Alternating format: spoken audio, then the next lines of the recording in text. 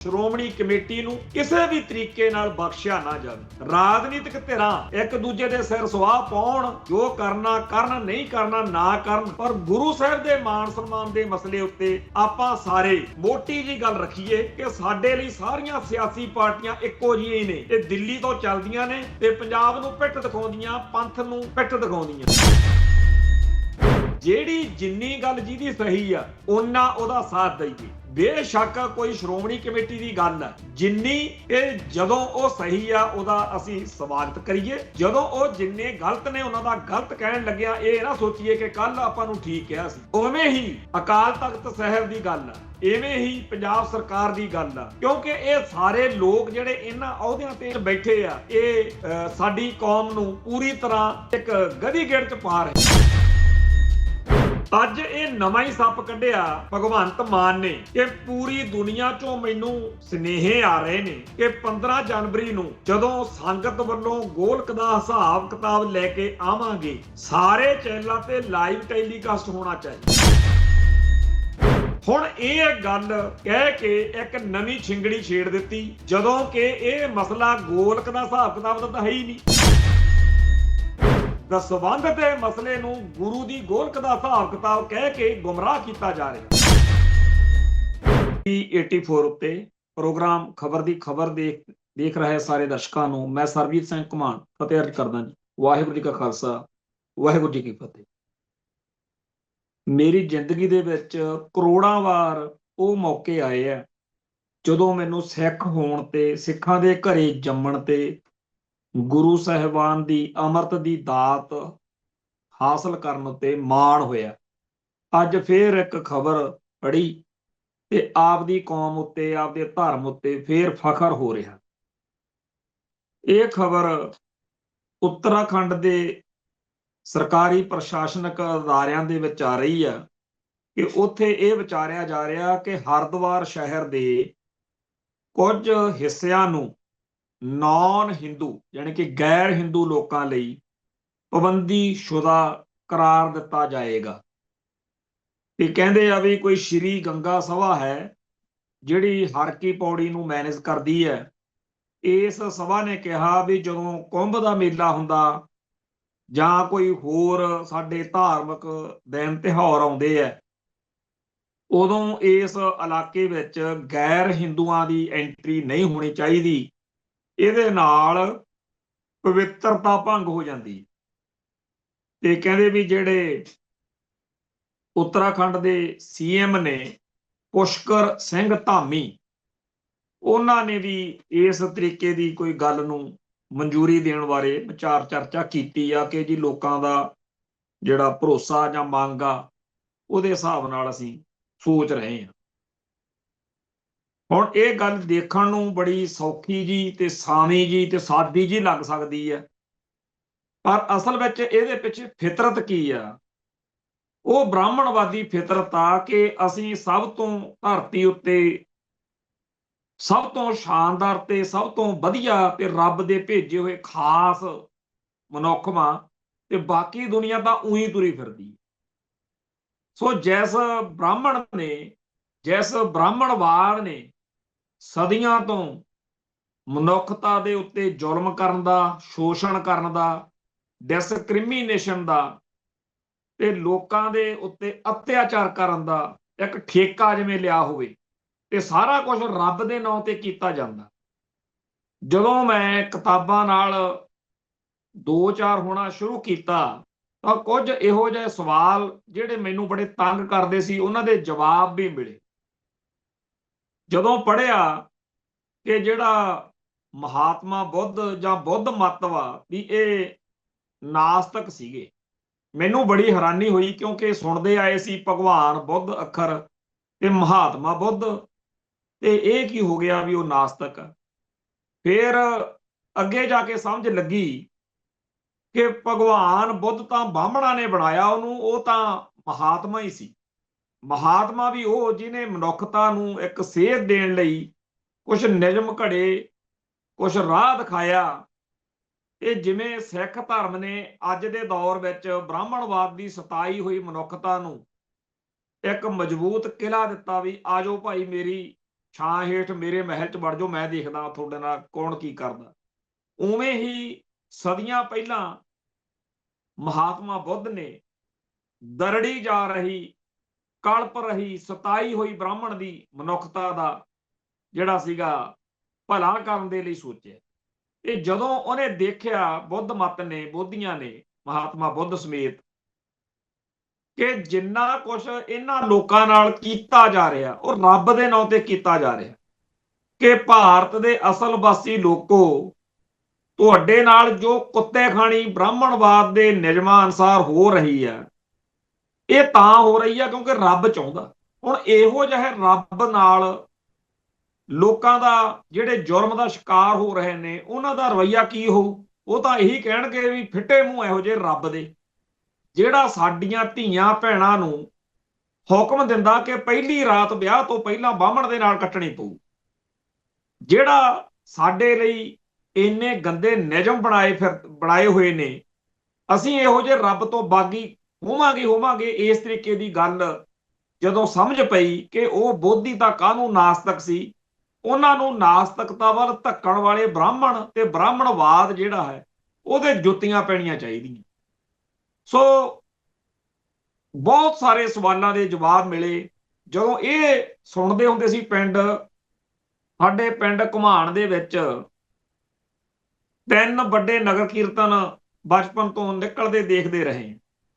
ਇੱਕ ਪਹਿਲੀ ਪਾਤਸ਼ਾਹੀ ਦੇ ਪ੍ਰਕਾਸ਼ ਪੁਰਬ ਮੌਕੇ, ਇੱਕ 10ਵੇਂ ਪਾਤਸ਼ਾਹ ਦੇ ਪ੍ਰਕਾਸ਼ ਪੁਰਬ ਮੌਕੇ, ਇੱਕ ਭਗਤ ਰਵਿਦਾਸ ਜੀ ਦੇ ਪ੍ਰਕਾਸ਼ ਪੁਰਬ ਮੌਕੇ। ਭਗਤ ਰਵਿਦਾਸ ਜੀ ਨੂੰ ਅੱਜ ਕੱਲ ਕੁਝ ਲੋਕ ਗੁਰੂ ਰਵਿਦਾਸ ਕਹਿਣ ਲੱਗ ਪਏ ਤੇ ਲੜਦੇ ਵੀ ਨੇ ਵੀ ਗੁਰੂ ਕਹੋ, ਪਰ ਸਾਡੇ ਖਿੱਤੇ 'ਚ, ਮਾਲਵੇ 'ਚ, ਸਾਡੇ ਪਿੰਡਾਂ 'ਚ, ਸਾਡੇ ਘਰਾਂ 'ਚ ਭਗਤ ਰਵਿਦਾਸ ਜੀ ਅੱਖਰ ਚੱਲਦਾ ਰਿਹਾ ਤੇ ਉਹਦੇ ਹੀ ਅਸੀਂ ਵਰਤਦੇ ਰਹੇ ਹਾਂ। ਸਿੱਖ ਮਰਿਆਦਾ ਅਨੁਸਾਰ ਭਗਤ ਬਾਣੀ ਹੀ ਉਹਨਾਂ ਦੀ ਬਾਣੀ ਦੇ ਵਿੱਚ ਸਭ ਤੋਂ ਵੱਧ ਮਾਣ, ਸਭ ਤੋਂ ਵੱਧ ਸ਼ਬਦ ਵੀ ਭਗਤ ਜੀ ਦੇ ਨੇ। ਸੋ ਅਸੀਂ ਤਿੰਨੇ ਇਹ ਜਿਹੜੇ ਨਗਰ ਕੀਰਤਨ ਸੀ, ਢਾਡੀ, ਕਥਾਕਾਰ, ਕਵੀਸ਼ਰ ਜਦੋਂ ਬੁਲਾਉਣੇ, ਉਹਨਾਂ ਨੇ ਆ ਕੇ ਸੰਗਤ ਨੂੰ ਜਦੋਂ ਗੱਲਾਂ ਕਰਨੀਆਂ ਤਾਂ ਬ੍ਰਾਹਮਣਵਾਦ ਦੀ ਸਤਾਈ ਹੋਈ ਮਨੁੱਖਤਾ ਦੀ ਦਾਸਤਾਨ ਲਾਜ਼ਮੀ ਬਿਆਨ ਕੀਤੀ ਜਾਂਦੀ ਸੀ। ਇਹੋ ਜਿਹਾ ਵੀ ਇੱਕ ਹਿਸਾਬ ਕਿਤਾਬ ਬਣਿਆ ਵੀ ਸਾਡੇ ਪਿੰਡ 'ਚ ਇੱਕ ਪੂਰੀ ਬੀਹੀ ਆ, ਗਲੀ ਆ, ਜਿਹਨੂੰ ਪੰਡਤਾਂ ਦੀ ਬੀਹੀ ਕਿਹਾ ਜਾਂਦਾ, ਤੇ ਬਹੁਤ ਹੀ ਚੰਗੇ ਵਧੀਆ ਨੇਕ ਇਨਸਾਨ ਨੇ। ਉਹਨਾਂ ਵਿੱਚ ਸਾਡਾ ਇੱਕ ਬਹੁਤ ਕਰੀਬੀ, ਸਾਰੇ ਪਿੰਡ ਦਾ ਸਾਂਝਾ ਮਾਂਝਾ ਪਰਿਵਾਰ ਡਾਕਟਰ ਡੈਂਤੀ ਕਰਕੇ ਹੁੰਦਾ ਸੀ, ਪੜ੍ਹਾਈ ਕਰ ਗਿਆ ਹੁਣ। ਜਦੋਂ ਪਿੰਡ ਦੇ ਵਿੱਚੋਂ ਨੌਜਵਾਨਾਂ ਨੇ ਸਾਰੇ ਚੋਂ ਅਗਰਾਹੀ ਕਰਨ ਜਾਣਾ ਸਮਾਗਮ ਲਈ, ਉਹਨੇ ਵੀ ਪੂਰੇ ਉਤਸ਼ਾਹ ਨਾਲ, ਚਾਅ ਨਾਲ ਕਹਿਣਾ ਵੀ ਮੇਰੀ ਵੀ ਪਰਚੀ ਕੱਟੋ, ਹੈ ਭਾਵੇਂ ਉਹ ਪੰਡਤ ਪਰਿਵਾਰ ਚੋਂ ਸੀ। ਪਰ ਇੱਕ ਵਾਰੀ ਉਹਨੇ ਹਾਸੇ ਖੇਡੇ ਗੱਲ ਕੀਤੀ ਵੀ ਜਦੋਂ ਨਗਰ ਕੀਰਤਨ ਆਉਂਦਾ, ਤੁਸੀਂ ਆ ਸਾਡੇ ਘਰ ਕੋਲੇ ਵੀ ਸਟੇਜ ਲਾਉਂਦੇ ਹੋ, ਜਦੋਂ ਬਾਬੇ ਨਾਨਕ ਦਾ, ਗੁਰੂ ਨਾਨਕ ਪਾਤਸ਼ਾਹ ਦੇ ਸੰਬੰਧ ਵਿੱਚ ਨਗਰ ਕੀਰਤਨ ਹੁੰਦਾ, ਤੁਸੀਂ ਇੱਥੇ ਆ ਕੇ ਢਾਡੀ ਲੱਗ ਜਾਂਦੇ ਨੇ ਕਿ ਜੀ ਫਿਰ ਪੰਡਤਾਂ ਨੇ ਜਨੇਊ ਪਾਉਣਾ ਚਾਹਿਆ, ਗੁਰੂ ਨਾਨਕ ਸਾਹਿਬ ਨੇ ਜਨੇਊ ਤੋਂ ਇਨਕਾਰ ਕਰ ਦਿੱਤਾ, ਤੇ ਸਾਨੂੰ, ਅਸੀਂ ਬੜਾ ਸੁਣਦੇ ਹਾਂ ਤੇ ਸਾਡੇ ਸਾਰੀ ਬਾਹਮਣ ਵਾਲੀ ਪੰਡਤਾਂ ਵਾਲੀ ਬੀਹੀ ਅਸੀਂ ਬੜੇ, ਕਹਿੰਦਾ ਡਾਕਟਰ ਡੈਂਤੀ ਕਿਆ ਕਰੇ ਵੀ ਸੋਚਦੇ ਆ ਵੀ ਸਾਡੇ ਬ੍ਰਾਹਮਣਾਂ ਨੇ ਕਿੰਨਾ ਗਲਤ ਕੀਤਾ, ਜਿਹੜੇ ਜਾਤ ਆਧਾਰਿਤ ਜਨੇਊ ਬਣਾਏ ਤੇ ਉਹ ਜਨੇਊ ਤੋਂ ਪਾਤਸ਼ਾਹ ਨੇ ਨਿਜਾਤ ਬਖਸ਼ੀ ਮਨੁੱਖਤਾ ਨੂੰ, ਤੇ ਅਸੀਂ ਸ਼ਰਮਿੰਦੇ ਵੀ ਹੁੰਨੇ ਆ ਵੀ ਸਾਡੇ, ਅਸੀਂ ਪੰਡਤਾਂ ਦੇ ਜਾਂ ਬ੍ਰਾਹਮਣਾਂ ਦੇ ਆ, ਤੇ ਇਹ ਗੱਲ ਤਾਂ ਸੱਚੀ ਦੱਸੀ ਜਾ ਰਹੀ ਆ, ਪਰ ਕਰੀਏ ਕੀ, ਹੋਇਆ ਤਾਂ ਇੰਝ ਹੀ ਹੈ। ਫਿਰ 10ਵੇਂ ਪਾਤਸ਼ਾਹ ਦਾ ਇਤਿਹਾਸ ਉਹ ਆ ਜਾਂਦਾ ਕਿ ਕਿਵੇਂ ਕਸ਼ਮੀਰੀ ਪੰਡਤਾਂ ਨੇ ਪੁਕਾਰ ਕੀਤੀ, ਕਿਵੇਂ ਗੰਗੂ ਬਾਹਮਣ ਨੇ ਗਦਾਰੀ ਕੀਤੀ, ਤੇ ਕਿਵੇਂ 22 ਧਾਰ ਦੇ ਪਹਾੜੀ ਰਾਜਿਆਂ ਨੇ, ਹਿੰਦੂਆਂ ਨੇ, ਕਿਵੇਂ ਉਹ ਸਾਰੀ, ਕਹਿੰਦਾ ਜਦੋਂ ਸੁਣਦੇ ਆ ਸਾਨੂੰ ਉਦੋਂ ਵੀ, ਕਹਿੰਦਾ ਸ਼ਰਮ ਆਉਂਦੀ ਹੈ।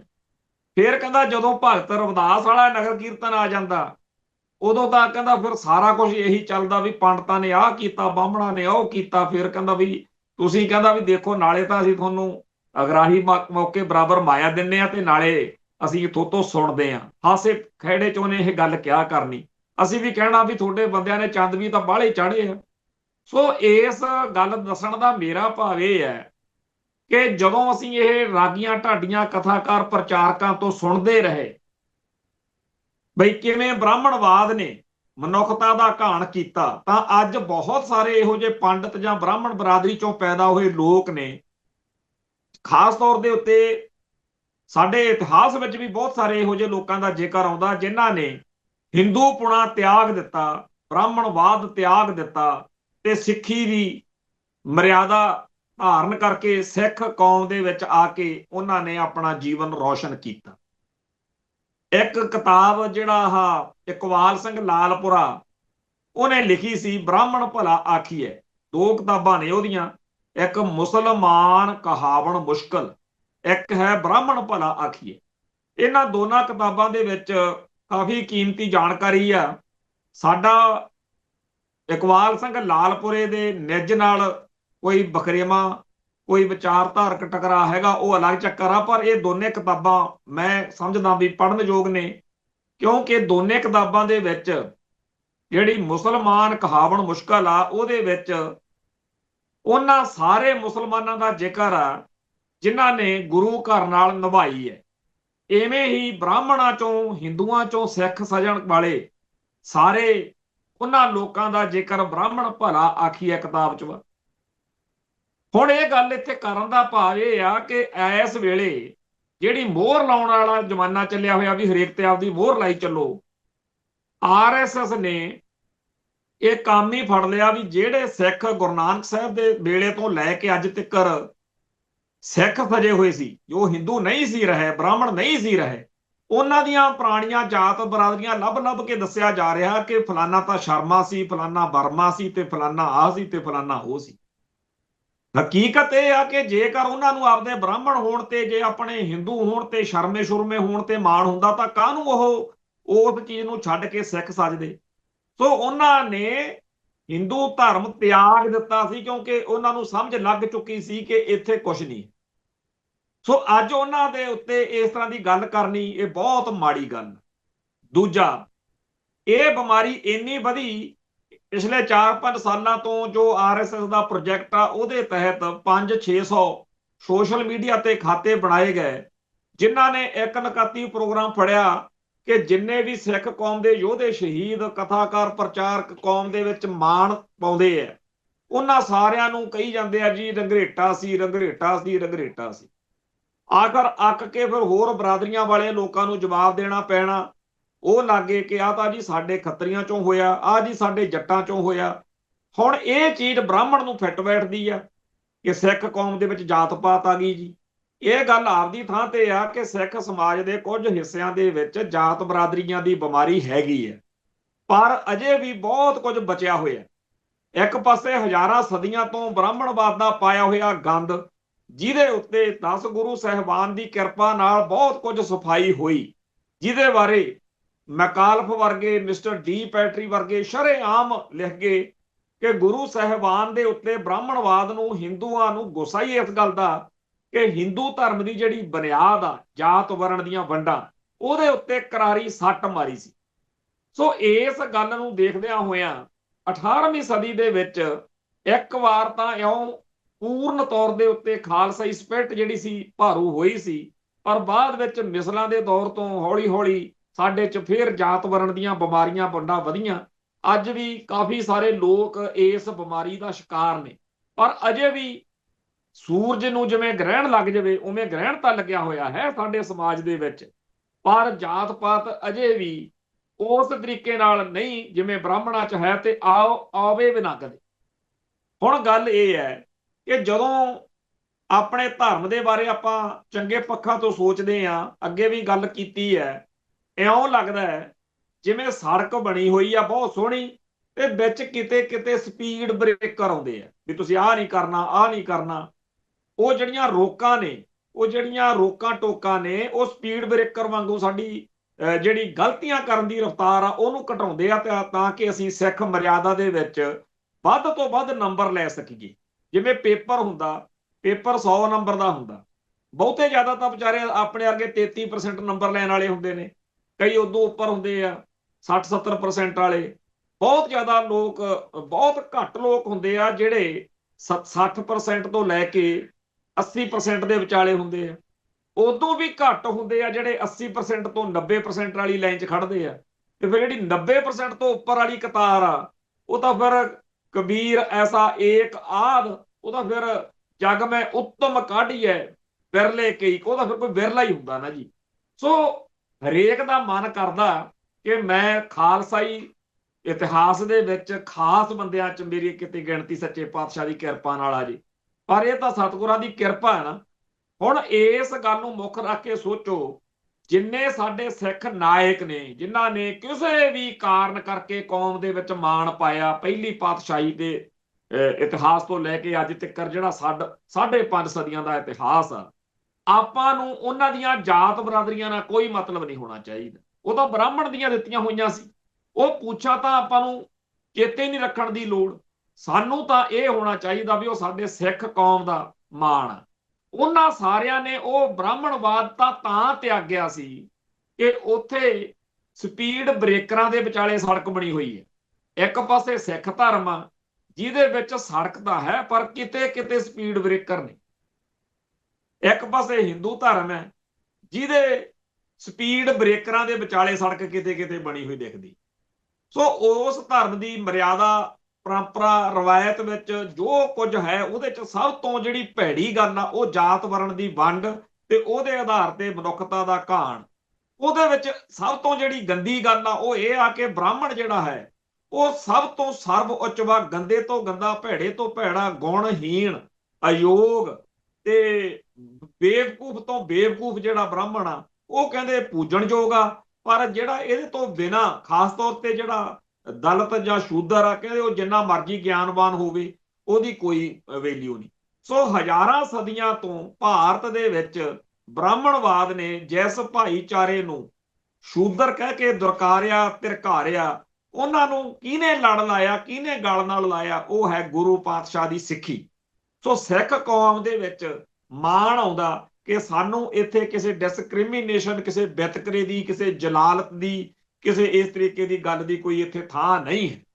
ਸਿੱਖ ਹੋਣ ਦਾ ਫਰਕ ਉਹਨਾਂ ਲੋਕਾਂ ਨੂੰ ਘੱਟ ਪਤਾ ਲੱਗਦਾ ਜਿਹੜੇ ਆਲੇ ਦੁਆਲੇ ਨਹੀਂ ਦੇਖ ਪਾ ਰਹੇ। ਉਹਨਾਂ ਨੂੰ ਪੁੱਛੋ ਜਿਹੜੇ ਬ੍ਰਾਹਮਣਵਾਦ ਤੋਂ ਅੱਜ ਵੀ ਜੁੱਤੀਆਂ ਖਾ ਰਹੇ ਆ। ਤਾਮਿਲਨਾਡੂ ਦੇ ਵਿੱਚੋਂ ਜਿਹੜਾ ਇੱਕ ਸਿੰਘ ਸਜਿਆ ਵਕੀਲ ਜੀਵਨ ਸਿੰਘ, ਇੱਥੇ ਬੜਾ ਚਰਚਾ ਚ ਸੋਸ਼ਲ ਮੀਡੀਆ ਤੇ, ਉਹੋ ਜਿਹਾ ਨੂੰ ਪੁੱਛੋ ਵੀ ਤੁਸੀਂ ਸਿੱਖ ਕਿਉਂ ਸੱਦ ਰਹੇ ਆ।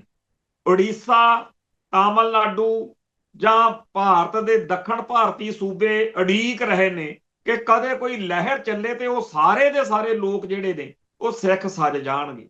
ਉਹ ਭਾਰਤ ਦੇ ਮੂਲ ਵਾਸੀ ਦਰਾਵੜ ਭਾਰਤੀ ਲੋਕ ਜਿਹੜੇ ਨੇ ਉਹ ਸਾਰੇ ਦੇ ਸਾਰੇ ਸਿੱਖ ਸਜਾਏ ਜਾ ਸਕਦੇ ਆ। ਪਰ ਸਾਡੀ ਕੌਮ ਦੀ ਬਦਕਿਸਮਤੀ ਕਿ ਸਾਡੇ ਹੋਰ ਹੀ ਚੱਕਰ ਬਹੁਤ ਵੱਡੇ ਨੇ।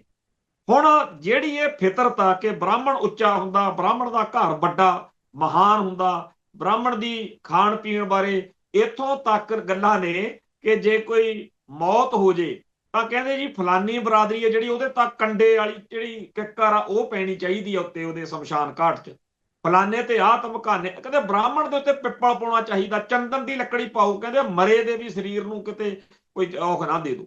ਸੋ ਜਿਹੜੀ ਉਹਨੂੰ ਵਿਸ਼ੇਸ਼ ਦਰਜਾ ਮਿਲਿਆ ਹੋਇਆ, ਰਾਖਵਾਂਕਰਨ ਮਿਲਿਆ ਹੋਇਆ, ਇਸ ਬ੍ਰਾਹਮਣਵਾਦ ਨੇ ਭਾਰਤ ਦੇ ਲੋਕਾਂ ਦੇ ਉੱਤੇ ਜੋ ਜ਼ੁਲਮ ਕੀਤੇ ਆ ਉਹਦੀ ਦਾਸਤਾਨ ਪੜ੍ਹਨੀ, ਸੁਣਨੀ ਆਪਣੇ ਆਪ ਦੇ ਵਿੱਚ, ਤੇ ਜਿਹਨੂੰ ਸਮਝ ਆ ਉਹਨੂੰ ਫਿਰ ਜਦੋਂ ਅੱਜ ਵੀ ਦਿਖਦਾ ਕਿ ਅੱਜ ਮੌਜੂਦਾ ਭਾਰਤੀ ਨਿਜ਼ਾਮ ਕੀ ਕਰ ਰਿਹਾ। ਆ ਦੋ ਗੱਲਾਂ ਆਈਆਂ ਨੇ, ਇੱਕ ਤਾਂ ਜਿਹੜੀ ਆਪਾਂ ਪਹਿਲਾਂ ਕਰ ਰਹੇ ਆ ਕਿ ਨਾਨ ਹਿੰਦੂਜ਼ ਨੂੰ ਹਰਿਦੁਆਰ ਦੇ ਵਿੱਚ ਕਹਿੰਦੇ ਆ ਜੀ ਆਉਣ ਨਹੀਂ ਦੇਣਾ। ਇਹਦਾ ਮਤਲਬ ਕੀ ਵੀ ਬ੍ਰਾਹਮਣ ਨੂੰ ਜਾਂ ਹਿੰਦੂ ਨੂੰ ਸੁਪਰਮੇਸੀ ਦਿੱਤੀ ਜਾ ਰਹੀ ਹੈ, ਕਾਨੂੰਨ ਅਨੁਸਾਰ ਦਿੱਤੀ ਜਾ ਰਹੀ ਹੈ। ਦੂਜੇ ਪਾਸੇ ਜਦੋਂ 1945 ਤੋਂ 50 ਦੇ ਵਿਚਾਲੜਾ ਦੌਰ ਆ, ਉਦੋਂ ਰਾਖਵਾਂਕਰਨ ਜਾਂ ਰਿਜ਼ਰਵੇਸ਼ਨ ਦਾ ਮੁੱਦਾ ਭਾਰਤ ਵਿੱਚ ਉੱਠਿਆ। ਉਹ ਕੀ ਸੀ ਕਿ ਹਜ਼ਾਰਾਂ ਸਦੀਆਂ ਤੋਂ ਜਿਹੜੀ ਮਨੁੱਖਤਾ ਨੂੰ ਬ੍ਰਾਹਮਣਵਾਦ ਨੇ ਇੰਨਾ ਜਲੀਲ ਕੀਤਾ, ਇੰਨਾ ਦੁਖੀ ਕੀਤਾ ਕਿ ਜਦੋਂ ਅੰਗਰੇਜ਼ ਦਾ ਰਾਜ ਆਇਆ ਉਹਨਾਂ ਨੂੰ ਤਾਂ ਉਦੋਂ ਪਹਿਲੀ ਵਾਰ ਮਨੁੱਖ ਹੋਣ ਦਾ ਅਹਿਸਾਸ ਹੋਇਆ ਕਾਨੂੰਨੀ ਤੌਰ ਤੇ। ਕਿਉਂਕਿ ਅੰਗਰੇਜ਼ਾਂ ਨੇ ਬਹੁਤ ਸਾਰੇ ਇਹੋ ਜਿਹੇ ਕਾਨੂੰਨ ਬਣਾਏ ਜਿਨ੍ਹਾਂ ਕਰਕੇ ਬ੍ਰਾਹਮਣ ਦਾ ਜ਼ੁਲਮ ਇਹਨਾਂ ਲੋਕਾਂ ਤੋਂ ਘਟਿਆ। ਜਾਣੀ ਕਿ ਸਤੀ ਪ੍ਰਥਾ ਸਮੇਤ ਜਿਹੜੇ ਆਹ ਛਾਤੀ ਨੰਗੀ ਰੱਖਣੀ ਪਊ, ਬਈ ਹਰ ਔਰਤ ਨੂੰ ਭਾਰਤ ਦੀ ਨੂੰ ਛਾਤੀ ਨੰਗੀ ਰੱਖਣੀ ਪਊਗੀ ਜੀ, ਇਦਾਂ ਦੇ ਹੋਰ ਬਹੁਤ ਘਿਨਾਉਣੇ ਤੇ ਘਟੀਆ ਜਿਹੜੇ ਰੀਤੀ ਰਿਵਾਜ ਸੀ ਉਹ ਕਾਨੂੰਨ ਬਣਾ ਕੇ ਅੰਗਰੇਜ਼ ਨੇ ਖਤਮ ਕੀਤੇ। ਅੰਗਰੇਜ਼ਾਂ ਦੇ ਵੇਲੇ ਪਹਿਲੀ ਵਾਰ ਇਹਨਾਂ ਨੂੰ ਜਿਹੜਾ ਰਾਜਨੀਤਿਕ ਤੌਰ ਤੇ ਮਿਲਿਆ, ਹਾਲਾਂਕਿ ਇਦੋਂ ਪਹਿਲਾਂ ਮਹਾਤਮਾ ਬੁੱਧ ਨੇ ਫਿਰ ਭਗਤਾਂ ਨੇ, ਭਗਤ ਕਬੀਰ ਜੀ ਨੇ ਸਭ ਤੋਂ ਤਲਖ ਤੇ ਤਿੱਖਾ ਬ੍ਰਾਹਮਣਵਾਦ ਨੂੰ, ਜਿਵੇਂ ਸਿੰਘਾਂ ਤੋਂ ਫੜ ਕੇ ਬਲਦ ਨੂੰ ਫੜੀਦਾ ਨਾ, ਉਵੇਂ ਪੈ ਗਏ। ਤੋ ਉਵੇਂ ਹੀ ਭਗਤ ਰਵਿਦਾਸ ਜੀ ਜਾਂ ਹੋਰ ਬਹੁਤ ਸਾਰੇ ਪੈਗੰਬਰ ਜਿੰਨਿਆਂ ਦੀ ਬਾਣੀ ਸਾਹਿਬ ਸ੍ਰੀ ਗੁਰੂ ਗ੍ਰੰਥ ਸਾਹਿਬ ਜੀ ਵਿੱਚ ਦਰਜ ਵਾ, ਉਹ ਹੋਈ ਤਾਂ ਵਾ ਕਿਉਂਕਿ ਉਹਨਾਂ ਨੇ ਬ੍ਰਾਹਮਣ ਤੇ ਬ੍ਰਾਹਮਣਵਾਦ ਨੂੰ ਰੱਦ ਕਰ ਦਿੱਤਾ ਸੀ। ਅਕਾਲ ਪੁਰਖ ਦੀ ਪੂਜਾ ਭਗਤੀ ਵੱਲ ਉਹਨਾਂ ਦਾ ਮਨ ਸੀ। ਸੋ ਇਸ ਸਾਰੇ ਦੌਰ ਤੋਂ ਵੀ ਜਿਹੜੀ ਮਨੁੱਖਤਾ ਨੂੰ ਕਾਫੀ ਫਾਇਦਾ ਮਿਲਿਆ। ਪਰ ਅੰਗਰੇਜ਼ਾਂ ਦੇ ਵੇਲੇ ਕਾਨੂੰਨੀ ਤੌਰ ਤੇ ਗੱਲ ਹੋ ਗਈ, ਕਿਉਂਕਿ ਉਦੋਂ ਪਹਿਲਾਂ ਕਾਨੂੰਨ ਕਾਨੂੰਨਤਾ ਕੋਈ ਇੱਥੇ ਹੋਇਆ ਨਹੀਂ ਸੀ। ਉਹ ਮਨੁੱਖਤਾ ਨੂੰ ਧਰਮ ਦੇ ਤੌਰ ਤੇ ਸੇਧ ਰਹਿਬਰਾਂ ਪੈਗੰਬਰਾਂ ਨੇ ਦਿੱਤੀ। ਹਾਂ, ਸਭ ਤੋਂ ਜਿਹੜੀ ਕਰਾਰੀ ਸੱਟ ਮਾਰੀ ਹੈ, ਜਿਹਦੇ ਬਾਰੇ ਅੰਗਰੇਜ਼ ਵੀ ਮੰਨਦੇ ਆ, ਚਾਹੇ ਉਹ ਡੀ ਪੈਟਰੀ ਆ ਚਾਹੇ ਮਕਾਲਫ ਹੈ, ਉਹ ਆਈ ਆ ਸਿੱਖ ਧਰਮ ਨੇ, ਜੋ ਜਾਤ ਵਰਣ ਦੀਆਂ ਬੁਨਿਆਦਾਂ ਹਲਾਈਆਂ। ਇਸ ਕਰਕੇ ਗੁਰਮਤ ਦੇ ਨਾਲ ਬ੍ਰਾਹਮਣਵਾਦ ਦੀ ਸਿੱਧੀ ਟੱਕਰ ਆ। ਧੰਨ ਦੇ ਨੇ ਉਹ ਸਿੱਖ ਜਾਂ ਹੋਰ ਲੋਕ ਜਿਹੜੇ ਇਹ ਭਗਾਈ ਮਾਰਦੇ ਰਹਿੰਦੇ ਆ ਕਿ ਜੀ ਸਿੱਖ ਧਰਮ ਤੇ ਹਿੰਦੂ ਧਰਮ ਇੱਕੋ ਚੀਜ਼ ਆ। ਹੱਦ ਹੋਈ ਪਈ ਹੈ। ਖੈਰ, ਆ ਜਿਹੜਾ ਨਵਾਂ ਡਰਾਮਾ ਚੱਲਿਆ ਕਿ ਜੀ ਹਰਿਦੁਆਰ ਦੇ ਵਿੱਚ ਨਾਨ ਹਿੰਦੂਜ਼ ਲਈ, ਕੀ ਕਦੇ ਸਿੱਖ ਧਰਮ 'ਚ ਇਹੋ ਜਿਹੀ ਮਾੜੀ ਗੱਲ ਕੋਈ ਸੋਚ ਸਕਦਾ ਕਿ ਕੋਈ ਇਲਾਕੇ ਇਹੋ ਜਿਹੇ ਹੋਣ ਜਿੱਥੇ ਜੀ ਦੂਜੇ ਜਾ ਹੀ ਨਹੀਂ ਸਕਦੇ? ਇਹੋ ਜਿਹੇ ਰੀਤੀ ਰਿਵਾਜ ਅੰਗਰੇਜ਼ਾਂ ਦੇ ਆਉਣ ਤੋਂ ਪਹਿਲਾਂ ਭਾਰਤ ਵਿੱਚ ਭਾਰਤੀ ਬਾਹਮਣਾਂ ਦੇ ਆਮ ਸੀ ਕਿ ਫਲਾਣੇ ਇਲਾਕੇ 'ਚ ਸ਼ੂਦਰ ਨਹੀਂ ਵੜ ਸਕਦਾ, ਫਲਾਣੇ ਭਾਂਡੇ 'ਚ ਨਹੀਂ ਖਾ ਸਕਦਾ, ਘੋੜੇ ਤੇ ਨਹੀਂ ਚੜ੍ਹ ਸਕਦਾ, ਜੁੱਤੀ ਨਹੀਂ ਪਾ ਸਕਦਾ, ਪੱਗ ਨਹੀਂ ਬੰਨ ਸਕਦਾ, ਆਹ ਨਹੀਂ ਕਰ ਸਕਦਾ, ਉਹ ਨਹੀਂ ਕਰ ਸਕਦਾ। ਇਹੋ ਜਿਹੇ ਸਾਰੇ ਜਿਹੜੇ ਮਾੜੇ ਵਿਚਾਰ ਸੀ, ਇਹਨਾਂ ਤੋਂ ਗੁਰੂ ਸਾਹਿਬਾਨ ਨੇ ਸਾਡਾ ਖਹਿੜਾ ਛੁਡਾਇਆ। ਤੇ ਅੱਜ ਜਦੋਂ ਬ੍ਰਾਹਮਣ ਇਹੋ ਜਿਹੀਆਂ ਗੱਲਾਂ ਕਰਦਾ, ਉਦੋਂ ਬੜਾ ਆਉਂਦਾ ਮਨ ਨੂੰ ਵੀ ਸ਼ੁਕਰ ਆ ਸੱਚੇ ਪਾਤਸ਼ਾਹ ਨੇ ਸਿੰਘ ਸਜਾਇਆ। ਹੁਣ ਜਿਹੜੀ ਰਿਜ਼ਰਵੇਸ਼ਨ ਕੀਤੀ, ਉਹ ਇਸ ਕਰਕੇ ਕੀਤੀ ਵੀ ਹਜ਼ਾਰਾਂ ਸਦੀਆਂ ਤੋਂ ਜੁੱਤੀਆਂ ਖਾ ਖਾ ਕੇ ਜਿਨ੍ਹਾਂ ਦੇ ਧੌਰ ਅੰਦਰ ਤਿੱਕਰ ਹੀਣਤਾ ਪੈਦਾ ਹੋ ਚੁੱਕੀ ਹੈ, ਉਹਨਾਂ ਦੇ ਪਰਿਵਾਰਕ ਮੈਂਬਰਾਂ ਨੂੰ ਰਾਖਵਾਂਕਰਨ ਦੇ ਕੇ ਉਹਨਾਂ ਨੂੰ ਉੱਚਾ ਚੱਕਿਆ ਜਾਵੇ, ਉਹਨਾਂ ਨੂੰ ਸੁੱਚਾ ਬਣਾਇਆ ਜਾਵੇ, ਉਹਨਾਂ ਨੂੰ ਕਿਸੇ ਲਾਇਕ ਬਣਾਇਆ ਜਾਵੇ। ਸੋ ਉਸ ਮੌਕੇ ਅੰਗਰੇਜ਼ ਦੀ ਦਿੱਤੀ ਹੋਈ ਵਿੱਦਿਆ ਦੀ ਰੋਸ਼ਨੀ ਵਿੱਚ, ਸਿੱਖ ਧਰਮ ਅਤੇ ਭਗਤਾਂ ਦੀ ਦਿੱਤੀ ਹੋਈ ਧਾਰਮਿਕ ਰੋਸ਼ਨੀ ਦੇ ਵਿੱਚ ਇੱਕ ਰਿਜ਼ਰਵੇਸ਼ਨ ਦੇ ਕਾਨੂੰਨ ਬਣਾਏ ਗਏ।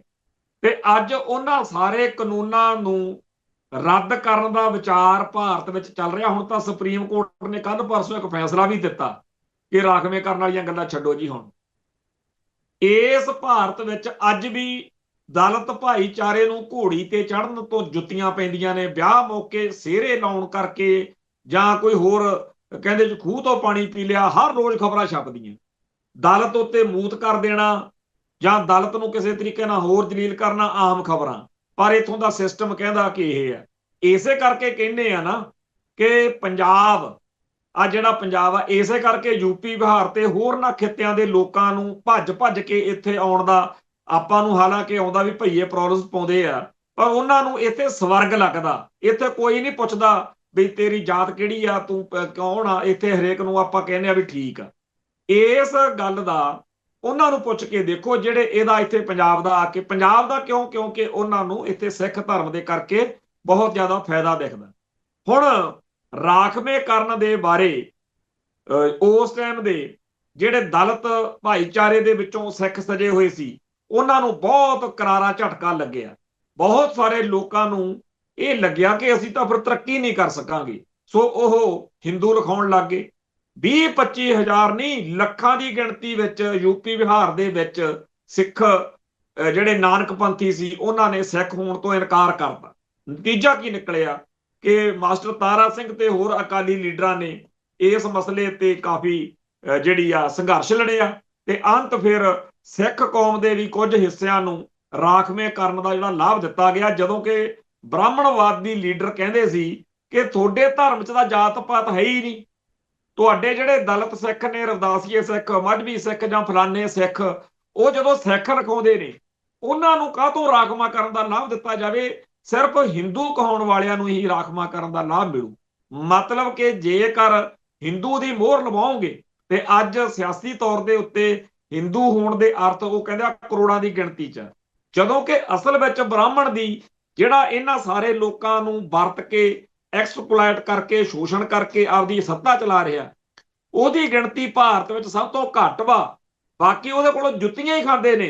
ਪਰ ਇੱਕ ਬੜੀ ਡੂੰਘੀ ਗੰਦੀ ਨੀਚ ਅਤੇ ਭੈੜੀ ਸਿਆਸਤ ਦੇ ਰਾਹੀਂ ਉਹਨਾਂ ਸਾਰਿਆਂ ਤੇ ਮੋਹਰ ਹਿੰਦੂ ਹੋਣ ਦੀ ਲਾਈ ਹੋਈ ਹੈ। ਇਸੇ ਕਰਕੇ ਆਪਣੇ ਬਹੁਤ ਸਾਰੇ ਬੰਦੇ ਭਾਰਤ ਦੇ ਵਿੱਚ ਉਹਨਾਂ ਲੋਕਾਂ ਨੂੰ ਵੀ ਹਿੰਦੂ ਮੰਨੀ ਫਿਰਦੇ ਆ ਜਿਹੜੇ ਹਿੰਦੂ ਤਵ ਦੇ ਬ੍ਰਾਹਮਣਵਾਦ ਦੇ ਸਤਾਏ ਹੋਏ ਨੇ। ਦੱਖਣੀ ਭਾਰਤ ਦੇ ਲੋਕ ਖਾਸ ਤੌਰ ਦੇ ਉੱਤੇ ਹਿੰਦੂ ਨਹੀਂ ਹੈਗੇ, ਉਹ ਹਿੰਦੂ ਹੋਣ ਤੋਂ ਇਨਕਾਰ ਕਰਦੇ ਆ।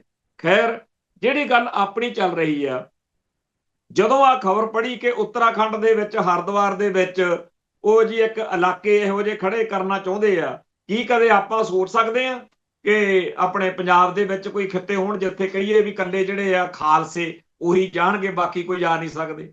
ਇਹ ਆ ਸਿੱਖ ਧਰਮ ਦੀ ਮਹਾਨਤਾ, ਔਰ ਹਜ਼ਾਰਾਂ ਨਹੀਂ ਲੱਖਾਂ ਇਹੋ ਜਿਹੀਆਂ ਗੱਲਾਂ ਨੇ ਜਿਨ੍ਹਾਂ ਕਰਕੇ ਸਿੱਖੀ ਮਹਾਨ ਦਿਖਦੀ ਹੈ। ਖੈਰ, ਪਿਛਲੇ ਦਿਨੀ ਇੱਕ ਚਰਚਾ ਆਈ ਸੀ, ਅਜੀਤ ਡੋਭਾਲ ਜਿਹੜਾ NSA ਦਾ ਹੈਡ ਆ ਤੇ ਬੜਾ ਜਸੂਸ ਮੰਨਿਆ ਜਾਂਦਾ ਭਾਰਤ ਦਾ, ਧੁਰੰਧਰ ਫਿਲਮ ਵੀ ਉਹਦੇ ਨਾਂ ਤੇ ਚਰਚਾ ਚਾਈ, ਧੁਰੰਧਰ ਕੋ ਨਹੀਂ ਧੁਰੰਧਰ, ਉਹਨੇ ਇੱਕ ਬਿਆਨ ਦਿੱਤਾ ਸੀ ਬਈ ISI ਭਾਰਤ ਵਿੱਚ ਸਭ ਤੋਂ ਵੱਧ ਹਿੰਦੂਆਂ ਵਿੱਚੋਂ ਆਪਦੇ ਬੰਦੇ ਆਪਦੇ ਕਰਿੰਦੇ ਲੱਭਦੀ ਆ, ਮੁਸਲਮਾਨ ਤਾਂ ਕੋਈ ਬਿਰਲਾ ਹੀ ਮਿਲਦਾ। ਅੰਡਰ ਕਵਰ ਆਪਰੇਸ਼ਨ ਨੇ ਜਿਹੜੇ ਪਾਕਿਸਤਾਨ ਦੇ ISI ਦੇ ਭਾਰਤ ਵਿੱਚ, ਉਹਦੇ ਲਈ ਹਿੰਦੂ ਵਰਤੇ ਜਾਂਦੇ। ਤੇ ਇਹ ਗੱਲ ਪੱਕੀ ਆ ਕਿਉਂਕਿ ਇੱਕ ਸੁਨੀਲ ਕੁਮਾਰ ਅੰਬਾਲੇ ਤੋਂ ਫੜਿਆ ਕੋਈ ਕੱਲ ਪਰਸੋਂ, ਉਹ ਵੀ ਹਿੰਦੂ ਹੀ ਆ, ਸੁਨੀਲ ਕੁਮਾਰ। ਸੋ ਭਾਰਤ ਦੇ ਵਿੱਚ ਸਿੱਖਾਂ ਨੂੰ ਤਾਂ ਦੂਜੇ ਇੱਕ ਦਿਨ ਕਟਹਿਰੇ 'ਚ ਖੜਾ ਕੀਤਾ ਹੁੰਦਾ ਕਿ ਸਾਬਤ ਕਰੋ ਤੁਸੀਂ ਦੇਸ਼ ਭਗਤ ਹੋ, ਤੇ ਉਹੋ ਜਿਹੇ ਸਿੱਖਾਂ ਦੇ ਲੀਡਰ ਨੇ ਜਿਹੜੇ ਫਿਰ ਗਰਾਂਟੀਆਂ ਪਾਉਂਦੇ ਫਿਰਦੇ ਆ ਜੀ, ਦੇਖੋ ਜੀ ਅਸੀਂ ਆਹ ਕੀਤਾ ਉਹ ਕੀਤਾ। ਤੇ ਜਿਹੜੇ ਹਿੰਦੂ ਭਾਈਚਾਰੇ ਦੇ ਵਿੱਚੋਂ ਅਜੀਤ ਡੋਭਾਲ ਵਰਗੇ ਆਪ ਮੰਨਦੇ ਆ ਕਿ ਜੀ ਸਾਡੇ ਤਾਂ ਬਹੁਤ ISI ਲਈ ਕੰਮ ਕਰਨ ਵਾਲੇ ਹਿੰਦੂ ਫੜੇ ਗਏ, ਉਹ ਅਜੇ ਵੀ ਦੇਸ਼ ਭਗਤ ਆ। ਦੇਸ਼ ਦੇ ਹਿੱਤਾਂ ਦੇ ਉਲਟ ਦੇਸ਼ ਵਿੱਚ ਅਨਾਰਕੀ ਪੈਦਾ ਕੌਣ ਕਰਦਾ? ਹਿੰਦੂਤਾ। ਤੇ ਇਹ ਕਹਿੰਦੇ ਜੀ ਸਿੱਖ ਦੱਸਣ ਕਿ ਤੁਸੀਂ ਦੇਸ਼ ਭਗਤ ਹੋ ਕਿ ਨਹੀਂ। ਖੈਰ, ਜਿਹੜਾ ਇੱਕ ਹੋਰ ਮਸਲਾ ਅੱਜ ਵਿਚਾਰਨ ਵਾਲਾ ਉਹ ਇਹ ਹੈ ਕਿ ਨਕਸਲਾਈਟਾਂ ਦਾ ਇੱਕ ਬਹੁਤ ਵੱਡਾ ਸਮਾਗਮ ਕਰਕੇ ਉੱਥੇ CM ਦੇ ਸਾਹਮਣੇ ਕਿਹਾ ਗਿਆ ਕਿ ਜੀ ਇਹਨਾਂ ਨੇ ਹੁਣ ਸ਼ਾਂਤੀ ਦਾ ਰਾਹ ਫੜ ਲਿਆ ਤੇ ਅਸੀਂ ਨਕਸਲਾਈਟ ਲਹਿਰ ਖਤਮ ਕਰਤੀ ਆ। ਤੇ ਇਹ ਲਓ ਜੀ ਇੱਕ ਵੀਡੀਓ ਜਿਹਦੇ ਵਿੱਚ ਸਾਰੇ ਇਹ ਜਿਹੜੇ ਨੇ ਹਥਿਆਰ ਸੁੱਟ ਰਹੇ ਨੇ ਤੇ ਭਾਰਤ ਦਾ ਸੰਵਿਧਾਨ ਚੱਕ ਰਹੇ ਨੇ। ਇਹੋ ਜਿਹਾ ਡਰਾਮਾ ਅੰਮ੍ਰਿਤਸਰ ਦੇ ਵਿੱਚ ਸੁਲਤਾਨਵਿੰਡ ਵਾਲੇ ਪਾਸੇ 1993 ਚ ਹੋਇਆ ਸੀ, ਜਦੋਂ ਜਿਹੜੇ ਬਹੁਤ ਸਾਰੇ ਸਿੱਖ ਖਾੜਕੂ ਲਹਿਰ ਦੇ ਸਮਰਥਕ ਕਹਿ ਕੇ ਕਿ ਜੀ ਇਹ ਫਲਾਣੇ ਨੂੰ ਠਾਹਰ ਦਿੰਦੇ ਆ, ਫਲਾਣੇ ਨੂੰ ਰੋਟੀ ਪੜਾਈ ਖਿਲਾਇਆ ਜੇ, ਇਹੋ ਜਿਹਾ 500-600 ਬੰਦਾ ਇਕੱਠਾ ਕਰਕੇ ਉਹਨਾਂ ਨੂੰ ਕੋਲੋਂ ਹੀ ਆਪਦੇ ਹਥਿਆਰ ਫੜਾਤੇ। ਤੇ KPS ਗਿੱਲ ਨੇ ਡਰਾਮਾ ਕੀਤਾ ਕਿ ਦੇਖੋ ਜੀ ਖਾੜਕੂ ਹਥਿਆਰ ਸੁੱਟ ਰਹੇ ਨੇ, ਤੇ ਦੂਜੇ ਪਾਸੇ ਉੱਥੇ ਇੱਕ ਇਹ ਕੀਤਾ ਗਿਆ ਜਿਵੇਂ ਆਹ ਸੰਵਿਧਾਨ ਫੜਾ ਰਹੇ ਨੇ ਨਾ, ਉੱਥੇ ਵੀ ਇੱਕ ਫੁੱਲਾਂ ਦੇ ਨਾਲ ਲਿਖਿਆ ਹੈ ਭਾਰਤੀ ਸੰਵਿਧਾਨ ਜਾਂ ਭਾਰਤੀ ਮੁੱਖ ਧਾਰਾ, ਤੇ ਉਹਦੇ ਵਿੱਚ ਦੀ ਤੁਸੀਂ ਲੰਘ ਕੇ ਜਾਣਾ ਗੇਟ ਦੇ ਵਿੱਚ ਦੀ। ਤੇ ਉਹ ਵਿਚਾਰੇ ਬਿਪਤਾ ਦੇ ਮਾਰੇ ਹੋਏ ਜਿਨ੍ਹਾਂ ਦੀ ਨਾ ਤਾਂ ਕੋਈ ਲਹਿਰ ਨਾਲ ਕੋਈ ਡੈਡੀਕੇਸ਼ਨ ਕਮਿਟਮੈਂਟ ਸੀ, ਉਹ ਤਾਂ ਵਿਚਾਰੇ ਐਵੇਂ ਕੋਈ ਬੜਿਆ ਤੁੜਿਆ ਗਿਆ ਤੇ ਉਹ ਕਹਿੰਦਾ ਜੀ ਵਿੱਚ ਦੀ ਲੰਘ ਕੇ ਜੇ ਸਰਦਾ ਤਾਂ ਕਰ ਲਓ, ਉਹਨਾਂ ਨੇ ਕਰ ਕੁਰ ਲਿਆ। ਸੋ ਇਹ ਜਿਹੜੇ ਸ਼ੋਸ਼ੇ ਛੱਡੇ ਜਾ ਰਹੇ ਨੇ ਕਿ ਨਕਸਲਾਈਟ ਲਹਿਰ ਨੇ ਹਥਿਆਰ ਸੁੱਟ ਤੇ ਜਾਂ ਖਾੜਕੂ ਲਹਿਰ ਨੇ ਹਥਿਆਰ ਸਿੱਟ ਤੇ, ਇਹਨਾਂ ਗੱਲਾਂ ਨਾਲ ਨਹੀਂ ਲਹਿਰਾਂ ਮਰਦੀਆਂ ਮੁੱਕਦੀਆਂ ਹੁੰਦੀਆਂ, ਜਿਨ੍ਹਾਂ ਕਾਰਨਾਂ ਕਰਕੇ ਇਹ ਲਹਿਰਾਂ ਖੜੀਆਂ ਹੁੰਦੀਆਂ। ਭਾਰਤੀ ਹਿੰਦੂ ਤਵੀ ਬ੍ਰਾਹਮਣਵਾਦੀ ਸੋਚ ਵਾਲਾ ਸਾਰਾ ਸਿਸਟਮ ਤੇ ਭਾਰਤੀ ਸੰਵਿਧਾਨ ਜੋ ਭਾਰਤ ਦੇ ਲੋਕਾਂ ਨੂੰ ਸੰਤੁਸ਼ਟ ਨਹੀਂ ਰੱਖ ਸਕਿਆ। ਭਾਰਤ ਅੱਡ-ਅੱਡ ਬੋਲੀਆਂ, ਧਰਮਾਂ, ਸੱਭਿਆਚਾਰਾਂ ਦਾ ਇੱਕ ਦੇਸ਼ ਹੈ। ਜਦੋਂ ਤੁਸੀਂ ਸਾਰੇ ਭਾਰਤ ਦੇ ਲੋਕਾਂ ਨੂੰ ਕਹੋ ਵੀ ਤੁਹਾਨੂੰ ਹਿੰਦੂ ਬਣਨਾ ਪਊ, ਹਿੰਦੁਸਤਾਨ ਮੇਂ ਰਹਿਣਾ ਹੈ ਤਾਂ ਜੈ ਸ਼੍ਰੀ ਰਾਮ ਹੀ ਕਹਿਣਾ ਹੈ, ਤੁਸੀਂ ਆਪੋ ਆਪਦੇ ਧਰਮਾਂ ਦਾ, ਧਾਰਮਿਕ ਰਹਿਬਰਾਂ ਦਾ, ਆਪਣੇ ਗ੍ਰੰਥਾਂ ਦਾ ਤੇ ਆਪਣੇ ਸੱਭਿਆਚਾਰਾਂ ਦਾ, ਆਪਦੀਆਂ ਬੋਲੀਆਂ ਦਾ ਖਹਿੜਾ ਛੱਡੋ, ਹਿੰਦੀ ਬੋਲੋ, ਹਿੰਦੁਸਤਾਨ ਮੁਲਕ ਕਿਹਾ ਕਰੋ ਆਪਦਾ, ਤੇ ਹਿੰਦੂ ਹੋਣ ਦਾ ਮਾਣ ਕਰੋ। ਜਦੋਂ ਇਹ ਕਹੋਗੇ ਫਿਰ ਆਰਥਿਕ ਤੌਰ ਤੇ ਸਿਆਪੇ ਪਾਓਗੇ, ਕੁਝ ਹੋਰ ਗੜਬੜਾਂ ਕਰੋਗੇ, ਫਿਰ ਕਿਤੇ ਨਕਸਲਾਈਟ ਉੱਠਣਗੇ, ਕਿਤੇ ਪੰਜਾਬ ਦੇ ਖਾਲਸੇ ਉੱਠਣਗੇ। ਸੋ ਸਾਡੀ ਵੀ ਲੜਾਈ ਇਹੀ ਹੈ ਨਾ ਕਿ ਸਿੱਖ ਆਇਡੈਂਟੀਟੀ ਦਾ ਭੋਗ ਪਾ ਕੇ ਤੁਸੀਂ ਚਾਹੁੰਦੇ ਹੋ ਕਿ ਸਿੱਖਾਂ ਨੂੰ ਕੇਸਾਧਾਰੀ ਹਿੰਦੂ ਜਾਂ ਹਿੰਦੂ ਬਣਾਇਆ ਜਾਵੇ। ਸੋ ਸਿੱਖ ਜਿਹੜਾ ਹੈ ਉਹ ਕਦੇ ਵੀ, ਸਾਡੀ ਤਾਂ ਅਰਦਾਸ ਹੀ ਇਹ ਆ ਕਿ ਜਿਨ੍ਹਾਂ ਧਰਮ ਹੇਤ ਸੀਸ ਵਾਰੇ, ਸੋ ਸਾਨੂੰ ਦਿਨ ਦੇ ਵਿੱਚ ਘੱਟੋ ਘੱਟ 2 ਵਾਰ, ਸਵੇਰੇ ਨਿਤਨੇਮ ਤੋਂ ਬਾਅਦ, ਸ਼ਾਮ ਨੂੰ ਨਿਤਨੇਮ ਤੋਂ ਬਾਅਦ ਅਰਦਾਸ ਕਰਨ ਮੌਕੇ ਉਹ ਸਾਰੇ ਜਿਹੜੇ ਸਾਡੇ ਧਰਮ ਹੇਤ ਸੀਸ ਵਾਰਨ ਵਾਲੇ ਸਾਡੇ ਰਹਿਬਰ ਪੈਗੰਬਰ ਸਾਡੇ ਨਾਇਕ ਨੇ, ਉਹਨਾਂ ਦਾ ਚੇਤਾ ਕਰਾਇਆ ਜਾਂਦਾ। ਤੇ ਅਸੀਂ ਫਿਰ ਸੋਚਦੇ ਹਾਂ ਕਿ ਸਾਡੀ ਬੋਲੀ, ਧਰਮ ਅਤੇ ਸੱਭਿਆਚਾਰ, ਸਾਡੇ ਧਰਮ ਨੂੰ ਜਦੋਂ ਖਤਰਾ, ਤੇ ਅਸੀਂ ਵੀ ਆਪਣਾ ਜਿਹੜਾ ਅਰਦਾਸ ਵਿੱਚ ਜਿਨ੍ਹਾਂ ਦਾ ਜ਼ਿਕਰ ਆਉਂਦਾ ਉਹਨਾਂ ਤੋਂ ਪ੍ਰੇਰਨਾ ਲੈ ਕੇ ਧਰਮ ਲਈ ਸੋਚੀਏ, ਧਰਮ ਦੀ ਰਾਖੀ ਲਈ ਕੁਝ ਕਰੀਏ। ਸੋ ਇਹ ਸਾਰਾ ਕੁਝ ਚੱਲਦਾ।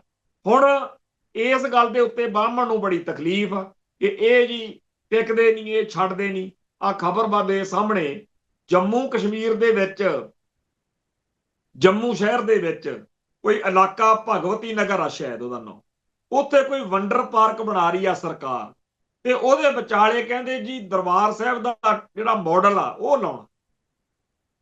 ਦੇਖਣ ਨੂੰ ਗੱਲ ਬੜੀ ਸੋਹਣੀ ਲੱਗੂਗੀ, ਦੇਖਣ ਨੂੰ ਤਾਂ ਕਈਆਂ ਨੂੰ ਵੀਰਵਾਲ ਦਿਵਸ ਵੀ ਬਹੁਤ ਵਧੀਆ ਲੱਗਦਾ।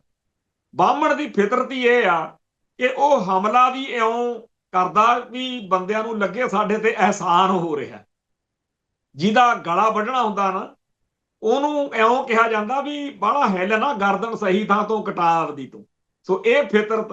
ਹੁਣ ਜਦੋਂ ਗੋਲਡਨ ਟੈਂਪਲ ਕਹਿੰਦੇ ਜੀ ਬਣਾਉਣਾ, ਦਰਬਾਰ ਸਾਹਿਬ ਨਹੀਂ, ਗੋਲਡਨ ਟੈਂਪਲ ਦਾ ਮਾਡਲ ਲਾਉਣਾ ਕਹਿੰਦੇ, ਪਹਿਲਾਂ ਟੈਂਪਲ ਕਹਿੰਦੇ ਆ ਉਹ। ਖੈਰ, ਉੱਥੋਂ ਦੇ ਸਿੱਖਾਂ ਨੇ ਆਵਾਜ਼ ਬੁਲੰਦ ਕੀਤੀ ਆ ਤੇ ਪੂਰੀ ਕੌਮ ਨੂੰ ਉਹਨਾਂ ਦਾ ਸਾਥ ਵੀ ਦੇਣਾ ਚਾਹੀਦਾ ਬਈ ਇੱਥੇ ਤੁਸੀਂ ਜਿਹੜਾ ਬ੍ਰਾਹਮਣਵਾਦ ਇਹਦੇ ਵਿੱਚ ਕਰੋਗੇ, ਜਿਹੜਾ ਇਹ ਬਣਾਉਣ ਨੂੰ ਫਿਰਦੇ ਹੋ, ਗੋਲਡਨ ਟੈਂਪਲ ਬਣਾਉਣ ਨੂੰ ਫਿਰਦੇ ਹੋ, ਪਹਿਲੀ ਗੱਲ ਤਾਂ ਇਹ ਕਿ ਦਰਬਾਰ ਸਾਹਿਬ ਦਾ ਮਾਡਲ ਸਿੱਖਾਂ ਦੀ ਸਹਿਮਤੀ ਬਗੈਰ ਕਿਉਂ ਲਾਇਆ ਜਾ ਰਿਹਾ। ਦੂਜਾ, ਤੁਸੀਂ ਜਦੋਂ ਜੰਮੂ ਰੀਜਨ ਆ ਜਿਹੜਾ ਪੰਡਤਾਂ ਦਾ ਜਾਂ ਬ੍ਰਾਹਮਣਵਾਦੀਆਂ ਦਾ ਗੜ੍ਹ ਵਾ, ਇੱਥੇ ਲਾ ਕੇ ਸਿੱਖੀ ਦਾ ਭਗਵਾਂਕਰਨ ਕਰਨ ਦਾ ਏਜੰਡਾ ਲੈ ਕੇ ਇਹ ਕੰਮ ਕਰ ਰਹੇ ਹੋ, ਇਹ ਬਰਦਾਸ਼ਤ ਨਹੀਂ ਕੀਤਾ ਜਾਊਗਾ। ਇਹਦਾ ਵਿਰੋਧ ਕਰਨ ਲਈ ਸਿੱਖ ਨੌਜਵਾਨਾਂ ਨੇ ਜਿਹੜਾ ਝੰਡਾ ਚੱਕਿਆ, ਖਾਸ ਤੌਰ ਤੇ ਵੀਰ ਗੁਰਮੀਤ ਸਿੰਘ ਜੰਮੂ, ਔਰ ਇਹ ਬਹੁਤ ਚੰਗਾ ਕੀਤਾ ਕਿ ਮੌਕੇ ਸਿਰ ਲੋਕਾਂ ਨੂੰ ਜਾਗਰਤ ਕੀਤਾ ਤੇ ਇਹ ਗੱਲ ਜਿਹੜੀ ਆ ਅੱਗੇ ਜਾਏਗੀ। ਖੈਰ, ਕੈਨੇਡਾ ਤੋਂ ਜਿਹੜਾ ਬ੍ਰਿਟਿਸ਼ ਕੋਲੰਬੀਆ ਦਾ ਪ੍ਰੀਮੀਅਰ ਆ ਡੇਵਿਡ ਈਬੀ, ਉਹਨੇ ਭਾਰਤ ਆਉਣਾ। ਉਹਦੇ ਬਾਰੇ ਗੁਰੂ ਨਾਨਕ ਸਿੱਖ ਗੁਰਦੁਆਰਾ, ਜਿੱਥੇ ਜਥੇਦਾਰ ਹਰਦੀਪ ਸਿੰਘ ਨਿੱਜਰ ਨੂੰ ਸ਼ਹੀਦ ਕੀਤਾ ਗਿਆ ਸੀ, ਉੱਥੋਂ ਦੀ ਪ੍ਰਬੰਧਕ ਕਮੇਟੀ ਨੇ ਤੇ ਹੋਰ ਸਿੱਖ ਸੰਗਤ ਨੇ ਇੱਕ ਚਿੱਠੀ ਜਾਰੀ ਕੀਤੀ ਆ ਕਿ ਜਿਹੜਾ ਬ੍ਰਿਟਿਸ਼ ਕੋਲੰਬੀਆ ਦਾ ਪ੍ਰੀਮੀਅਰ ਆ ਡੇਵਿਡ ਈਬੀ, ਉਹ ਭਾਰਤ ਦੌਰਾ ਰੱਦ ਕਰੇ, ਕਿਉਂਕਿ ਕੈਨੇਡਾ ਸਰਕਾਰ ਤਾਂ ਸਰਕਾਰੀ ਤੌਰ ਤੇ ਮੰਨਦੀ ਆ ਕਿ ਭਾਰਤ ਸਰਕਾਰ ਦੇ ਏਜੰਟਾਂ ਨੇ ਕਿਵੇਂ ਇੱਥੇ ਕਤਲ ਕੀਤੇ ਕਰਾਏ ਨੇ, ਤੇ ਅਜੇ ਤੱਕਰ ਭਾਰਤੀ ਸਟੇਟ ਦਾ ਕੋਈ ਰਵੱਈਆ, ਕੋਈ ਨਜ਼ਰੀਆ ਠੀਕ ਨਹੀਂ ਹੈ। ਸੋ ਇਸ ਬਾਰੇ ਸਿੱਖਸ ਫਾਰ ਜਸਟਿਸ, ਜਿਹਦੇ ਵੱਲੋਂ ਜਥੇਦਾਰ ਨਿੱਜਰ ਕੈਨੇਡਾ 'ਚ ਪ੍ਰਤੀਨਿਧਤਾ ਕਰਦੇ ਸੀ, ਉਹਨਾਂ ਨੇ 8 ਜਨਵਰੀ ਨੂੰ ਦੁਪਹਿਰ 2 ਵਜੇ ਵਿਕਟੋਰੀਆ ਵਿਧਾਨ ਸਭਾ ਦੇ ਸਾਹਮਣੇ ਪ੍ਰੋਟੈਸਟ ਦਾ ਐਲਾਨ ਵੀ ਕੀਤਾ। ਔਰ ਇਹ ਗੱਲ ਵਾਕਿਆ ਹੀ ਬੜੀ ਜ਼ਰੂਰੀ ਆ ਕਿ ਜਿਹੜੇ ਬਾਹਰਲੇ ਮੁਲਕਾਂ ਦੇ ਵਿੱਚ ਸਾਡੇ ਕਤਲ ਕਰਾਉਂਦੇ ਆ ਤੇ ਘਰ ਮੇ ਘੁੱਸ ਕੇ ਮਾਰੇਂਗੇ ਦੇ ਦਮ ਗੱਜੇ ਮਾਰਦੇ ਆ, ਉਹਨਾਂ ਦੇ ਬਾਰੇ ਦੁਨੀਆ ਭਰ ਦੇ ਵਿੱਚ ਜਿਹੜੇ ਆਗੂ ਨੇ, ਜਿਹੜੀਆਂ ਵੱਡੀਆਂ ਪੋਸਟਾਂ ਤੇ ਬੈਠੇ ਸੱਜਣ ਨੇ, ਉਹਨਾਂ ਦੇ ਸਾਹਮਣੇ ਸੱਚ ਜਿਹੜਾ ਹੈਗਾ ਉਹ ਜ਼ਰੂਰ ਲਿਆਂਦਾ ਜਾਵੇ। ਖੈਰ, ਹੁਣ ਆਪਾਂ ਆਉਂਦੇ ਆ ਜਿਹੜੇ ਅੱਜ ਦੇ ਕਰੰਟ ਜਾਂ ਜ਼ਿਆਦਾ ਚਰਚਾ 'ਚ ਮਸਲੇ ਆ।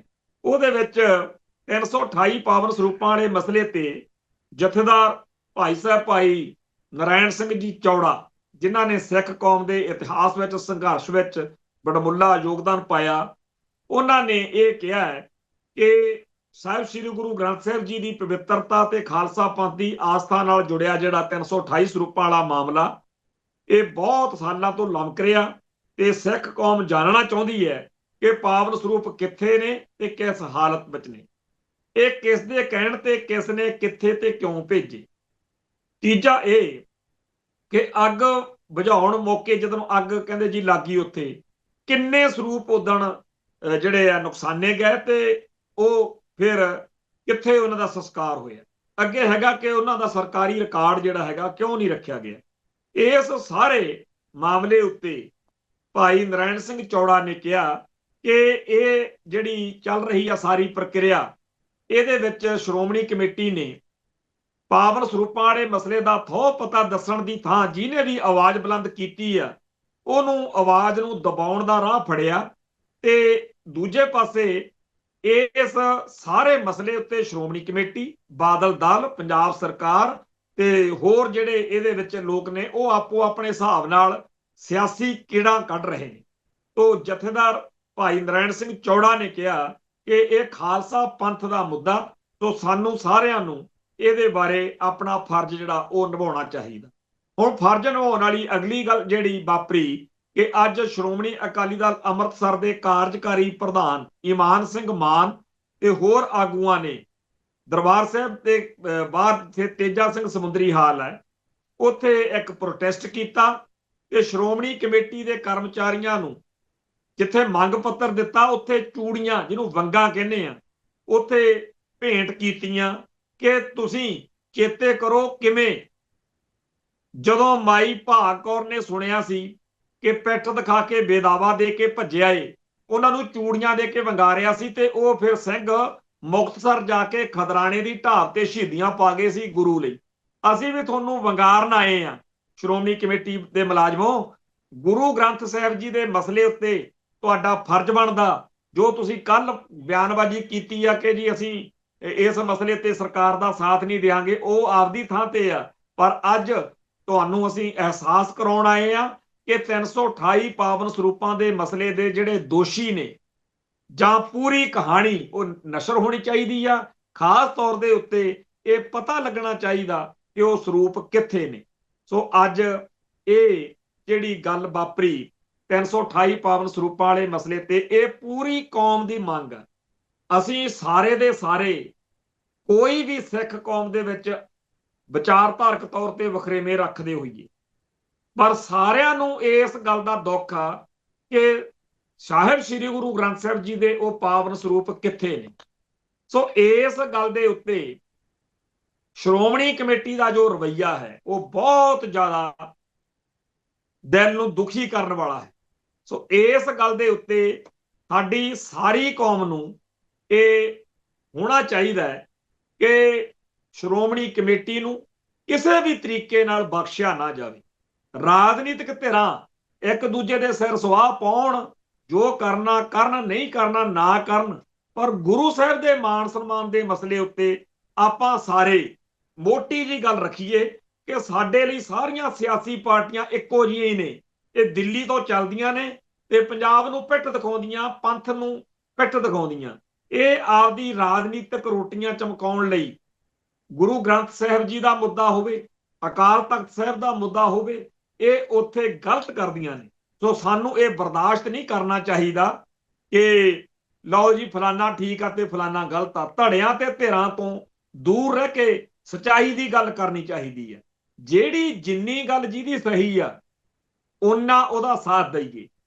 ਬੇਸ਼ੱਕ ਕੋਈ ਸ਼੍ਰੋਮਣੀ ਕਮੇਟੀ ਦੀ ਗੱਲ ਹੈ, ਜਿੰਨੀ ਕਿ ਜਦੋਂ ਉਹ ਸਹੀ ਆ ਉਹਦਾ ਅਸੀਂ ਸਵਾਗਤ ਕਰੀਏ, ਜਦੋਂ ਉਹ ਜਿੰਨੇ ਗਲਤ ਨੇ ਉਹਨਾਂ ਦਾ ਗਲਤ ਕਹਿਣ ਲੱਗਿਆ ਇਹ ਨਾ ਸੋਚੀਏ ਕਿ ਕੱਲ ਆਪਾਂ ਨੂੰ ਠੀਕ ਕਿਹਾ ਸੀ।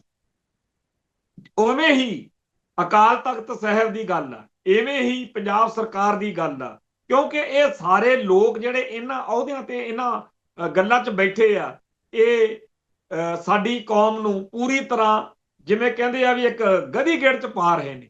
ਤੇ ਇਸ ਦੌਰ ਵਿੱਚ ਆਪੋ ਆਪਦੇ ਧਾੜੇ ਨਾਲ ਜਾਂ ਧਿਰ ਨਾਲ ਜਦੋਂ ਖੜਾਂਗੇ ਤਾਂ ਮਾਮਲਾ ਗਲਤ ਹੋ ਜਾਏਗਾ। ਸਾਡਾ ਫਰਜ਼ ਬਣਦਾ ਹੈ ਕਿ ਆਪਾਂ ਸਿਧਾਂਤ ਨੂੰ ਤਰਜੀਹ ਦੇਈਏ। ਸਿਧਾਂਤ ਇਹੀ ਹੈ ਕਿ ਗੁਰੂ ਗ੍ਰੰਥ ਸਾਹਿਬ ਜੀ ਦੀ ਆਸਥਾ, ਗੁਰੂ ਗ੍ਰੰਥ ਸਾਹਿਬ ਜੀ ਦਾ ਸਤਿਕਾਰ, ਕੌਮ ਦਾ ਵਕਾਰ, ਖਾਲਸਾ ਪੰਥ ਦਾ, ਸਿੱਖ ਸੰਸਥਾਵਾਂ ਦਾ ਤੇ ਸਾਡੇ ਅਹੁਦੇਦਾਰਾਂ ਦਾ ਨਹੀਂ। ਅਹੁਦੇਦਾਰ ਅੱਜ ਕੋਈ ਹੈ, ਕੱਲ ਨੂੰ ਨਹੀਂ ਹੋਏਗਾ। ਅਹੁਦਿਆਂ ਦਾ ਸਨਮਾਨ ਜਿਹੜਾ ਹੈਗਾ ਉਹ ਬਚਿਆ ਰਹਿਣਾ ਚਾਹੀਦਾ। ਖੈਰ, ਪਹਿਲੋਂ ਤਾਂ ਆਪਾਂ ਇਹ ਦੇਖੀਏ ਕਿ ਅੱਜ ਦਾ ਝਮੇਲਾ ਜਿਹੜਾ ਅੱਜ ਛਿੜਿਆ ਸਵੇਰੋਂ ਉਹ ਕੀ ਹੈ। ਅੱਜ ਇਹ ਨਵਾਂ ਹੀ ਸੱਪ ਕੱਢਿਆ ਭਗਵੰਤ ਮਾਨ ਨੇ ਕਿ ਪੂਰੀ ਦੁਨੀਆ ਚੋਂ ਮੈਨੂੰ ਸੁਨੇਹੇ ਆ ਰਹੇ ਨੇ ਕਿ 15 ਜਨਵਰੀ ਨੂੰ ਜਦੋਂ ਸੰਗਤ ਵੱਲੋਂ ਗੋਲਕ ਦਾ ਹਿਸਾਬ ਕਿਤਾਬ ਲੈ ਕੇ ਆਵਾਂਗੇ, ਸਾਰੇ ਚੈਨਲਾਂ ਤੇ ਲਾਈਵ ਟੈਲੀਕਾਸਟ ਹੋਣਾ ਚਾਹੀਦਾ। ਹੁਣ ਇਹ ਗੱਲ ਕਹਿ ਕੇ ਇੱਕ ਨਵੀਂ ਛਿੰਗੜੀ ਛੇੜ ਦਿੱਤੀ। ਜਦੋਂ ਕਿ ਇਹ ਮਸਲਾ ਗੋਲਕ ਦਾ ਹਿਸਾਬ ਕਿਤਾਬ ਦਾ ਤਾਂ ਹੈ ਹੀ ਨਹੀਂ। ਪੁੱਛਣਾ ਜਿਹੜੀ ਉਦੋਂ ਚਿੱਠੀ ਜਾਰੀ ਹੋਈ ਆ ਉਹ ਚ ਸਿੱਧਾ ਲਿਖਿਆ ਹੋਇਆ ਕਿ ਤੁਸੀਂ ਦਸਵੰਧ ਦੀ ਮਰਿਆਦਾ ਦਾ ਵਿਰੋਧ ਕਰਦੇ ਹੋ।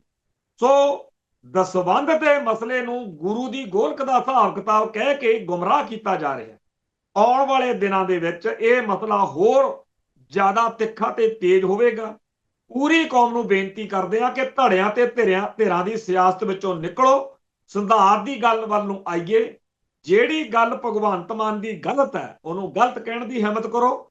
ਜਿੱਥੇ ਅਕਾਲ ਤਖਤ ਸਾਹਿਬ ਦੇ ਜਥੇਦਾਰ ਗੜਗੱਜ ਦੀ ਗਲਤੀ ਆ ਉੱਥੇ ਗਲਤ, ਤੇ ਜਿੱਥੇ ਉਹ ਸਹੀ ਨੇ ਉਹਨਾਂ ਨੂੰ ਸਹੀ ਕਹਿਣ ਦੀ ਹਿੰਮਤ ਕਰੀਏ। ਇਸ ਮਸਲੇ ਉੱਤੇ ਰਹਿੰਦੀ ਗੱਲ ਕੱਲ ਕਰਾਂਗੇ। ਇੱਥੇ ਵਕਤ ਸਮਾਪਤ ਆ, ਹੁਣ ਇੱਥੇ ਸਮਾਪਤੀ ਕਰਦੇ ਆ ਜੀ। ਗੁਰੂ ਨਾਨਕ ਨਾਮ ਚੜ੍ਹਦੀ ਕਲਾ, ਤੇਰੇ ਭਾਣੇ ਸਰਬੱਤ ਦਾ ਭਲਾ। ਵਾਹਿਗੁਰੂ ਜੀ ਕਾ ਖਾਲਸਾ, ਵਾਹਿਗੁਰੂ ਜੀ ਕੀ ਫਤਿਹ।